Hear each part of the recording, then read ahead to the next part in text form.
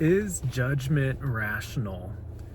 Judgment is something I think about a lot because you see it all the time. You see it all the freaking time. People constantly judge one another for having the wrong political beliefs. People judge each other for, I don't know, some people judge other people for their weight. People judge each other for, I don't know, the way that they parent. Like, we all judge one another. We all judge one another. It's a very common thing. And I oftentimes think, is it even rational to, oh, sorry, the freaking car music just came on.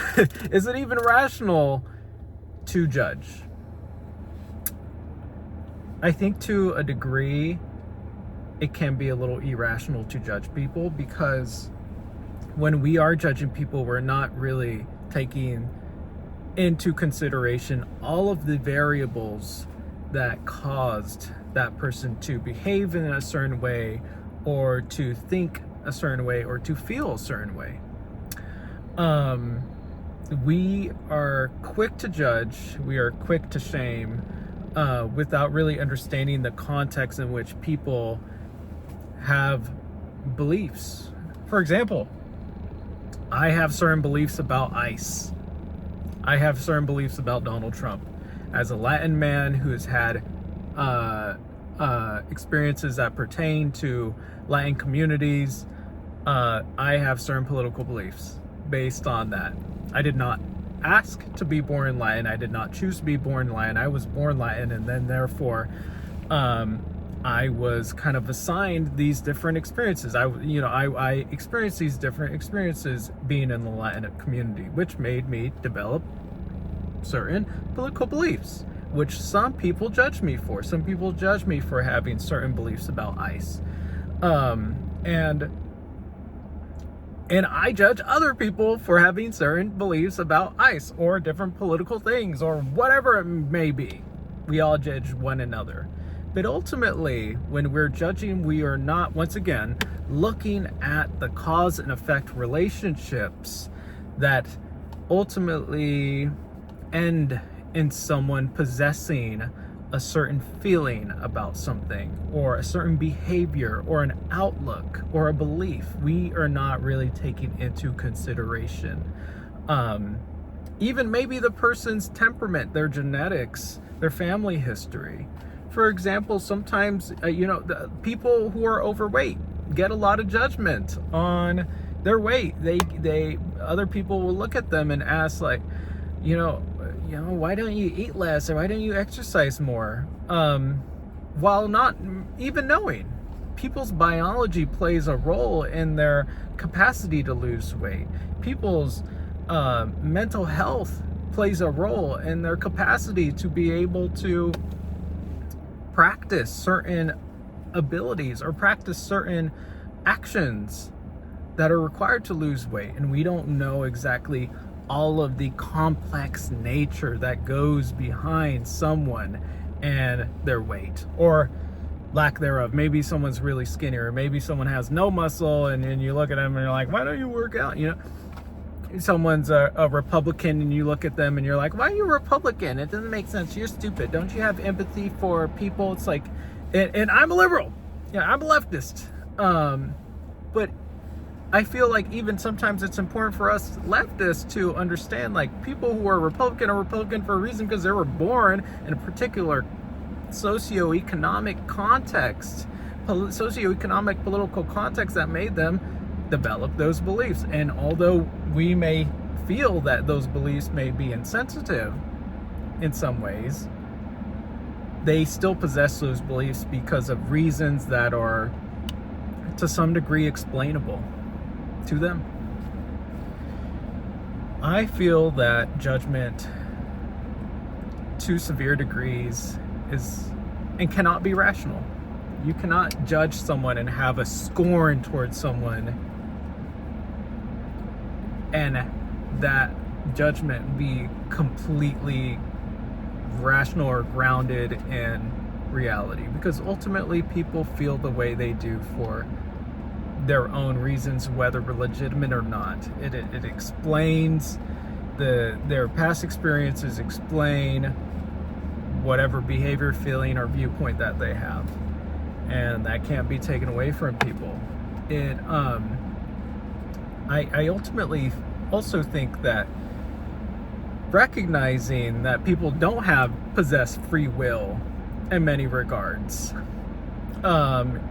is really important for humility, because oftentimes when we are judging other people, we think that we have moral high ground, that we're right in some way.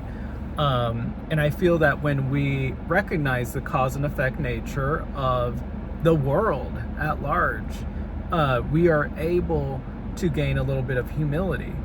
All of the things that I think define me and my identity as a person were in some way kind of provided to me. In a sense, I'm kind of like you know that little game where you have the little pongs and you toss a little ball in there and the ball hits different things, and you have the pongs and it can hit the ball up. In a way, we're all given like this game that has different little islands and different little pongs that it can hit, and we're all given a different layout. And when we realize that the free will, once again, like I did not choose to be born Latin. I did not choose to be my height. I did not choose to have my metabolism. I was just given these things. And sometimes people admire me because of my body type, or because I've had previous athletic success. People will admire me for that. But is it really me? Is it really fully me? Did I truly pick who I was, or was it just on the word bank of things that I could have become based on just the universe and my assigned biological characteristics and socio characteristics, the things that were given to me, the privileges I had? I had a loving mother who loved me, and that helped me develop a somewhat healthy psychology. And I'm known as a pretty nice guy. And of course, that has to do with the fact that my mom loved me. If my mom abandoned me and neglected me as a child, trust me, I would have difficulties with trust. I would probably be very neurotic. But because that did not happen to me, I developed a pretty good, decent personality, and I'm liked.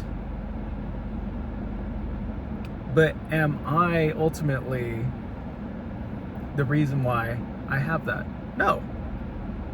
I can't be completely the reason why I have that. I understand maybe, and people who believe in some level of free will, which I'm still trying to understand. I don't know whether or not there's complete, I know there's not complete free will, because if there was complete free will, I would have a choice over like what I would be, like once again, going back to this guy who was born in this city and grew up in another city, like I would have a choice over those things. If I had complete free will over my life and over my circumstances, I would have chosen exactly what date, what time, where I was born, how that would have influenced me, the family system I was born in, the political context I was born in, the decade I was born. So all of those things impacted me in a way that created who you're looking at through the screen. And the same goes for you. If you're watching this video, you have a plethora of different variables that impacted who you are.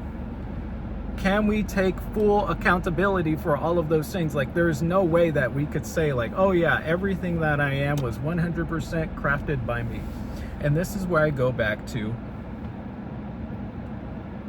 your belief in free will, belief in cause and effect relationships ultimately can provide you a sense of humility and ease judgment. I do feel that when, like for example, when I was a kid who's super good at track and cross country, but I know deep down inside, like ever since I was a kid, I was like the skinny kid and I could easily move around, and that was just a gift. And of course, when I grew up and got older, I worked very hard. I worked very hard, but I already had that little gift. I already had that seed there. I can't take full accountability for the fact that I was a pretty decent athlete in high school, because it was just a gift. And I think there's humility there. And same thing goes for, I don't know, people who are skinny or have that body type, judging people that are not. Realize that maybe your skinniness or whatever, maybe you're a muscular guy and you look down on people who don't have muscle, or you're a woman with nice features, you look down at people who don't have nice features. Ask yourself, Am I really, can I really truly take complete accountability for all the things, for my strengths? Or were they given to me to some degree? And here's where we can find the source of humility, a source of rationality. Here's where we can begin to ease judgment towards other people and increase empathy when we look at the relationship with free will, when we look at cause and effect, when we consider all of these variables, when we practice understanding and empathy. Here comes the bridge to humility, understanding, and ultimately, hopefully, a lack of judgment or a decrease in judgment when you realize that really folks out here don't have complete and utter free will. There's an opportunity for us to manage the automatic judgment that we want to cast onto other people when we consider all of the complex variables of this incredibly complex universe, and we ease some of the blame that we put on other people for their imperfections or their differences in political opinions. So with that, guys, just want to make a video on is it rational to judge? And I think when we consider all the variables, I don't think it's completely rational or empathetic to be always judging other folks for what have you, for whatever it may be, their beliefs on science, their beliefs on whatever. It could be anything. Their body count. Is it rational to judge people on their body count? I don't know, maybe this person had a neglecting parent and they never felt love, and scoring different, having different, like a high body count was the one way that this person felt some sense of connection. Who am I to judge them for that? There's an explanation. It almost doesn't even make sense to judge. There's a reason why that's going on. 1 + 1 = 2. I don't know. So with that, guys, hope you all have a wonderful Thursday. It's Thursday. We're getting close to the end of the week. I'm feeling fucking awesome about that. And yeah, hope you all have a wonderful rest of your Thursday. And I'll see y'all soon. Peace and love. That heart was a little messed up.